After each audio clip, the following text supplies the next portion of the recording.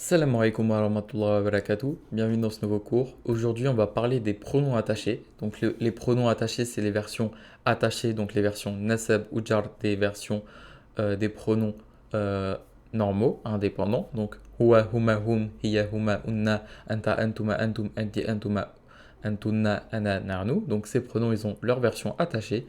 Et leur version attachée, elles peuvent aussi s'attacher au verbe.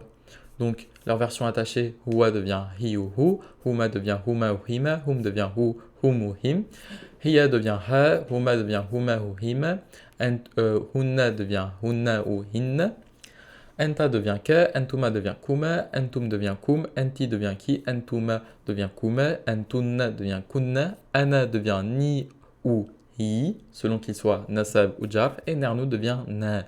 Ces pronoms attachés peuvent s'attacher au verbe pour dire le sens. Par exemple, il t'a aidé, il nous a aidé.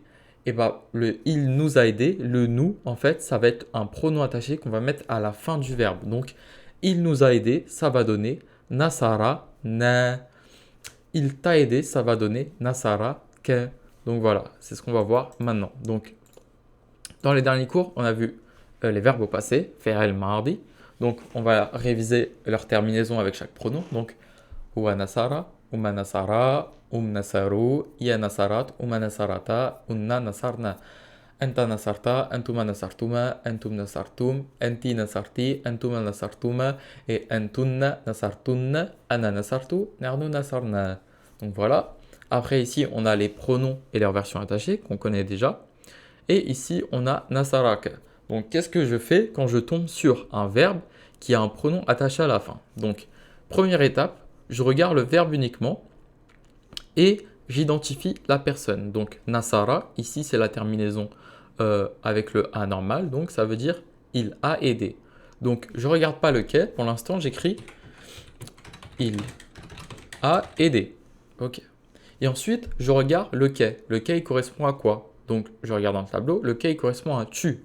Donc, il a aidé tu. Il a aidé tu, c'est pas très français. Donc, il a aidé toi, c'est pas français non plus. Donc, on va dire il t'a aidé. Voilà. Donc, le seul piège dans lequel ne pas tomber, c'est de ne pas penser que le quai, c'est celui qui fait l'action. Non, le quai, c'est pas celui qui fait l'action, c'est le détail de l'action. Ne pensez pas que nasarake, ça veut dire tu as aidé. Non, nasarake, ça veut dire il t'a aidé. Analysez d'abord nasara, il a aidé, et ensuite ajoutez le pronom attaché, qu'est, toi, donc il t'a aidé, toi. Donc voilà. J'espère que vous avez bien compris. Salam alaikum wa rahmatullahi wa barakatuh.